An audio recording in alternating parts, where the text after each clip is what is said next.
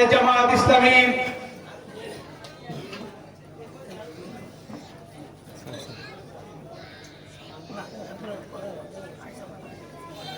জামাত ইসলামী পটুয়াখালী জেলা শাখার সংগ্রামী আমির, পটুয়াখালী সদর আসনের বাংলাদেশ জামাত ইসলাম কর্তৃক মনোনীত সংসদ সদস্য পদপ্রার্থী বিশিষ্ট আইনজীবী অ্যাডভোকেট মোহাম্মদ নাজমুল হাসান। আসসালামু আলাইকুম ওয়া রাহমাতুল্লাহি ওয়া বারাকাতুহু। আজকের এই মহতী সভা সম্মানিত সভাপতি আছে, প্রধান অতিথি, বিশেষ অতিথিবৃন্দ, আমার আমখলাবাসী, আসসালামু আলাইকুম ওয়া রাহমাতুল্লাহি ওয়া বারাকাতুহু। আমি শুধু সালাম দিতে আসছি, স্যারের কথা শোনার জন্য আসছি। স্যারকে আমার কি বলে দিতে হবে? আপনারা চেনেন না স্যারকে? একটি কথা বলবো, কোরআনের রাজ কায়েমের জন্য আমরা সবাই রাজি আছি কিনা?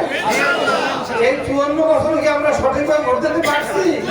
পারি নাই, কারণ ষড়যন্ত্রকারীরা আমাদের আলেম ওলামা এবং মুসলমানদের বিভক্ত করে রেখেছে, ঠিক কিনা?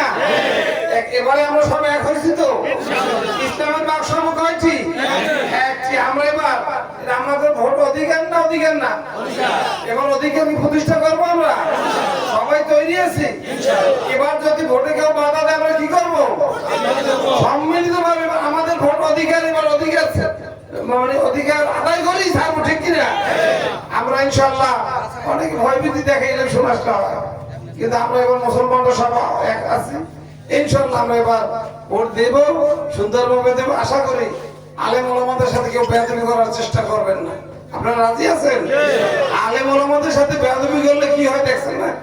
প্রধান বিচারপতি তার হ্যান্ডকাপ লাগাইছে পিছন দিয়ে, আর এক বিচারপতি হয়তো এসে কলাপাতা হইতে পারে। আমরা কলাপাতা দিয়ে মারা যাওয়ার পর আর উনি জীবিত থাকতে আল্লাহ তাআলা কি বিচার করতে পারে? আর অনেকগুলো উদাহরণ আছে, ওদিকে একেবারে যাবো না। 2 স্যার আছে আমার, তার কথা শুনবো। নিবেদন করে যে আজকে গিয়া আমার ঘরে যদি কোনো সমস্যা থাকে, ঘর ঠিক করবো, বাড়ি ঠিক করবো, এলাকা ঠিক করবো, প্রত্যেকটি মানুষের কাছে যাবো। আপনারা রাজি আছেন তো? এই যে কয়েকজন মানুষ আছে, খুব বেশি মানুষ বাকি নেই। ইনশাআল্লাহ আমরা এবার সব ঘরে ঘরে গিয়ে ইসলামের পক্ষে দাওয়াত দেবো। আমাদের কারণে যদি ইসলাম কায়েম না হয়, আল্লাহর কাছে কৈফিয়ত দিতে হবে না? অবশ্যই আমরা কৈফিয়তের মধ্যে নাই। এতদিন ভুল করছি, এবার আমরা ভুল করবো না, করবো? আল্লাহ তাআলা আমাদের রহম করুক। আজকে থেকে গিয়া নির্বাচনের দিন পর্যন্ত আমরা একত্রিত হয়ে সব মুসলমান, যেহেতু আমরা ভাই ভাই, একত্রিত হয়ে সম্মিলিত ভাবে আমরা এবার কোরআনের রাজ কায়েম করে ইনশাআল্লাহ ঘরে যাবো। এই কথা বলে সবাইকে আবার ধন্যবাদ জানিয়ে আমি ওর কথা শেষ করছি। আসসালামু আলাইকুম ওয়া রাহমাতুল্লাহি ওয়া বারাকাতুহু।